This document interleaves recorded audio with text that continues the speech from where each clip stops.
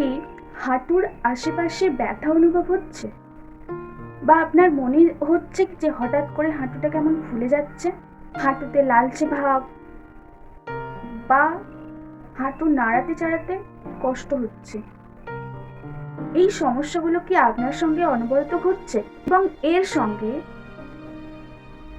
সম্ভবতই লক্ষ্য করা যায় হাঁটুতে একটা সাউন্ড হয়, একটা খটখট আওয়াজ হয়, শব্দ হয়। এটি কি আপনার সঙ্গে হচ্ছে? হাঁটুর জোর কমে যাওয়া বা হাঁটু দুর্বলতা অনুভব, বেশিক্ষণ দাঁড়িয়ে থাকতে পারে না প্রেসার দিয়ে এক জায়গায়, কিংবা বেশিক্ষণ চলতে পারে না, হাঁটু ব্যথার অন্যতম লক্ষণ। নমস্কার বন্ধুরা, welcome to SS homeo care.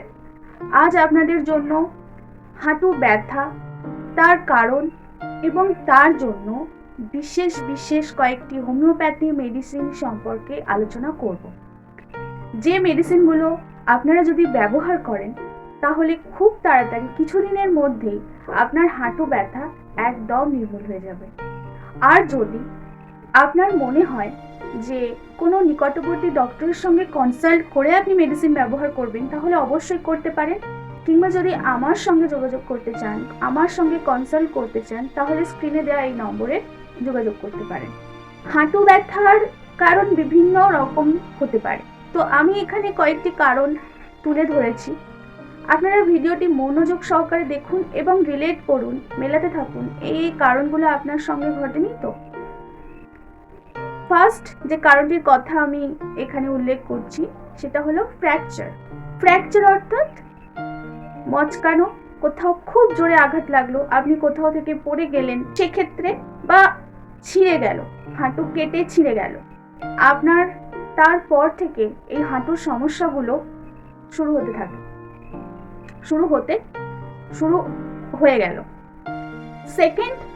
Second যে রিজনটা আমি বলবো সেটি হলো বাত, অর্থাৎ অস্টিও আর্থারাইটিস, রোম্যাটিক আর্থারাইটিস।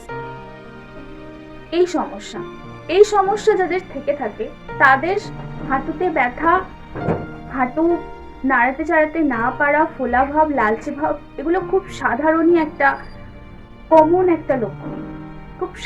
একটা লক্ষণ। নেক্সট যে লক্ষণটির কথা বলবো সেটি হলো লিগামেন্ট বা কার্টিলেজে ক্ষতি হওয়া, অর্থাৎ কোনো অ্যাক্সিডেন্টের কারণে সেটা হতে পারে, কিংবা একটু আগে শুরুতেই বললাম হঠাৎ করে আপনি খুব জোরে আঘাত পেলেন, তারপর থেকে এই সমস্যাটা আপনার সঙ্গে হতে পারে।